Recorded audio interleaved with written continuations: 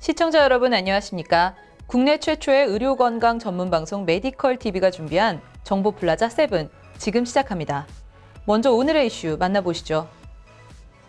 무더위 속 자주 찾게 되는 과일 음료의 무설탕 표기에 대해 알려드립니다.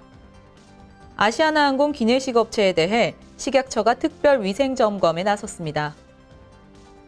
대한외과감염학회가 대한외과학회에서 독립해 공식 출범했습니다. 스스가무시와 중증 열성 혈소판 감소증에 동시에 감염된 첫 환자가 발생했습니다.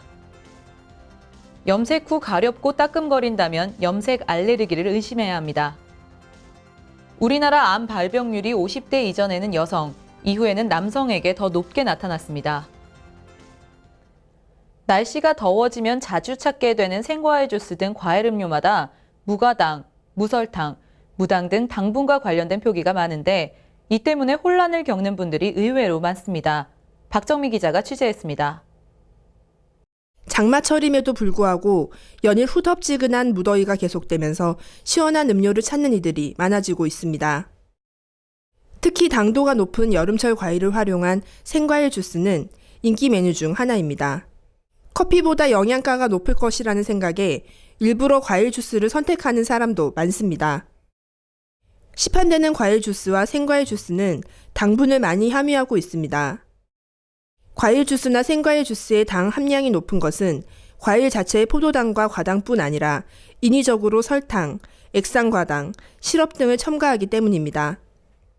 서울시의 조사에 따르면 여름철 많이 찾는 생과일 주스의 경우 55g의 당을 함유하고 있습니다. 과일 주스 한 컵만으로도 세계보건기구의 1일 당 섭취 권고 기준인 50g 이상을 섭취하게 되는 셈입니다. 무설탕이라고 해서 당 성분이 전혀 없다고 착각해서는 안 됩니다. 무설탕은 설탕을 첨가하지 않았다는 뜻이지만 설탕을 제외한 액상과당, 솔비톨, 자일리톨 등을 함유한 경우가 많습니다. 특히 액상과당은 섭취 시 포도당과 달리 인슐린이나 렙틴의 분비를 크게 자극하지 않습니다. 즉, 과다 섭취를 제한할 수 있는 신체적 능력이 없으며 이렇게 과다 섭취한 과당은 지방으로 빨리 변화돼 몸에 축적됩니다. 다른 감미료를 넣은 제품 중에는 액상과당을 비롯한 다른 당류가 들어있는 경우가 많은데요.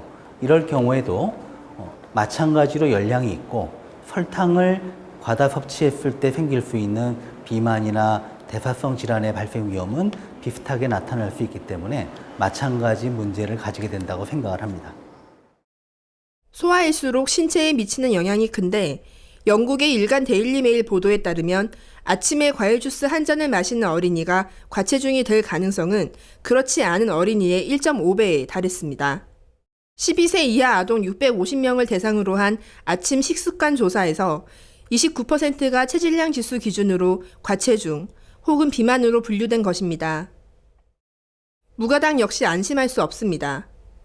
인위적으로 첨가한 당 성분은 없으나 원료가 가지고 있는 당 성분은 그대로 들어 있습니다.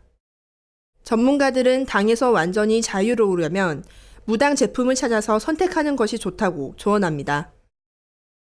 메디컬TV 박정미입니다.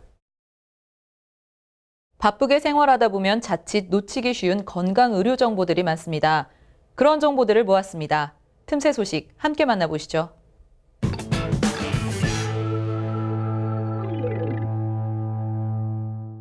최근 기내식 공급 차질 등으로 말썽을 빚고 있는 아시아나항공의 기내식에 대해 식약처가 특별 위생검사에 나섰습니다.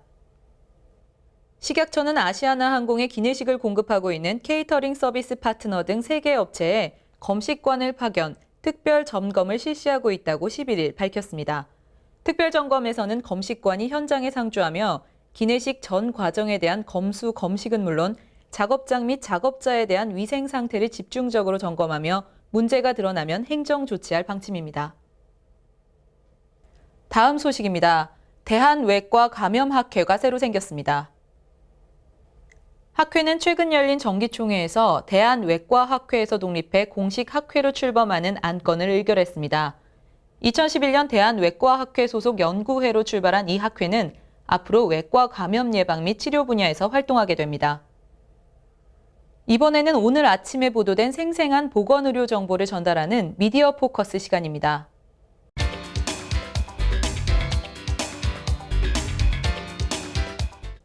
털진드기가 옮기는 스스가무시병과 작은 소 참진드기가 옮기는 중증 열성 혈소판 감소증에 동시에 감염된 환자가 국내에서 처음으로 확인됐습니다.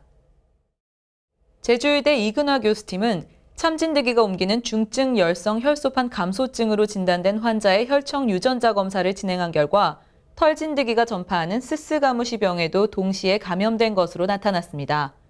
이 환자는 진드기에 한 군데만 물렸으며 따라서 두 가지 질환을 동시에 옮기는 진드기가 있을 가능성을 보여주는 것이어서 주목됩니다. 연합뉴스 김기런 기자가 관련 내용을 기사로 다뤘습니다. 염색 후 두피가 가렵고 따끔거리는 분들 계실 텐데요. 이는 염색약에 의한 접촉 알레르기의 부작용이라는 연구 결과가 나왔습니다. 가톨릭대 서울성모병원 피부과 이준영 한주희 교수팀이 2009년부터 2015년까지의 염색약 알레르기 환자 105명을 분석한 결과 이런 결과를 얻었다고 밝혔습니다. 연구팀은 이런 부작용을 방치하면 피부가 두꺼워지고 거칠어지는 만성 단순 태선, 두드러기의 일종인 피부 묘기증 등을 유발할 수 있다며 염색약 사용 후 이상 반응이 생기면 전문의의 진료를 받을 것을 권했습니다. 경향신문 박효순 기자가 이 내용을 기사로 다뤘습니다. 우리 국민들이 기대 수명인 82세까지 생존할 경우 암에 걸릴 확률은 35.3%나 됩니다. 연령대에 따라 많이 발병하는 암의 종류는 다르지만 평균적으로 우리나라 남성은 위암, 폐암이, 여성은 갑상선암, 유방암 등의 발병률이 가장 높았습니다. 또 50대 초반까지는 여성의 암 발생률이 높았지만 이후에는 남성의 발생률이 더 높았습니다. 코미디닷컴 김용 기자가 관련 기사를 다뤘습니다. 아침에 모닝커피를 즐기는 분들 많으실 텐데요. 잠자리에서 일어나 빈속에 마시는 커피가 건강을 해칠 수 있습니다. 인체는 기상 직후 한두 시간 사이에 각성작용을 하는 코르티솔 호르몬을 분비합니다. 그런데 커피의 카페인이 이 호르몬과 비슷한 기능을 하기 때문에 각성작용이 지나쳐 두통, 속쓰림, 가슴 두근거림 같은 부작용이 생길 수 있습니다. 또 커피 속 카페인이 아침에 복용하는 영양제의 흡수를 방해하기도 합니다. 헬스조선 한희준 기자가 커피의 효과적인 섭취법을 보도했습니다. 큰 소란이 일고 있지만 국민들이 아는 건 많지 않습니다. 발암물질 고혈압약 얘기입니다. 문제의 중국 업체가 2015년 발사르탄 제조약품을 바꿨고 115개 제품이 이 업체 원료를 사용했으며 문제의 약을 복용하고 있는 환자는 18만 명쯤이라는 정도입니다.